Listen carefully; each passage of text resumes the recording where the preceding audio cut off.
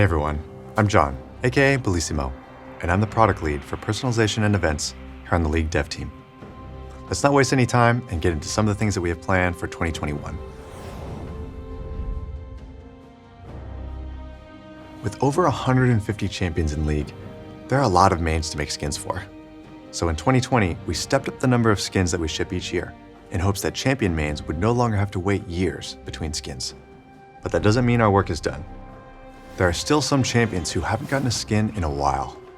So this year, you can expect something for Fiddlesticks, Tom Kench, Corky, Camille, Galio, Lulu, Nautilus, Wukong, Nunu, Sejuani, Rumble, Yumi, and Twitch. If your favorite champion isn't on the list, don't worry. There are lots more to come as we plan to ship over 140 skins this year. This also includes some skins for our more popular champions, including Vayne, Caitlyn, and Blitzcrank.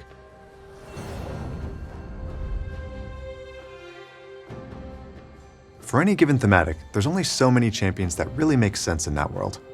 With us making more and more skins every year, it means that we run into a problem that we call thematic exhaustion.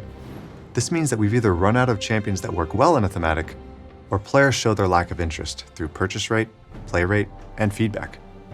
All of this indicates that we should keep trying new things.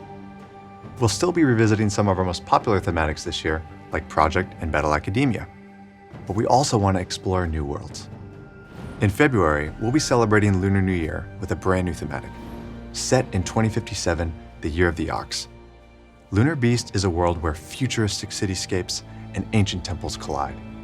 High-fashion streetwear with a touch of traditional elegance is the style of this year's Lunar New Year celebration. Here's a first look at Fiora, Jarvan, and Alistar, who are all part of this year's Lunar Beast squad. If psychedelic retrofuturism in space is more your vibe, then good news. Our second major thematic of the year is Space Groove, an eccentric take on a sci-fi universe full of far-out fun and color. The laws of physics and logic don't always apply here, but some of our favorite champions just really dig that, man. We have lots of ideas for new thematics, and we'd love your help in prioritizing which ones you want to see the most. So this week, we're holding a player choice vote between 3 thematics that we've been exploring, codenamed Monster Tamers, Crime City Nightmare, and Debonair 2.0. Monster Tamers is a world where champions harness powerful creatures from across Runeterra to challenge each other in high-stakes matches. In Crime City Nightmare, we focus on the crimescape that is Valorant City, where a street war takes a dark and horrifying turn, as a mysterious figure introduces those desperate for power to an ancient Cthulhu-inspired evil. Finally, we have Debonair 2.0. In a world where powerful elixirs grant extraordinary abilities, 2 rival clubs vie for power. Classy opulence meets modern noir as champions work together to take back what they believe is theirs. We're going to ship whichever thematic gets the most votes this year, and we may revisit some of the others later, depending on your interest and feedback.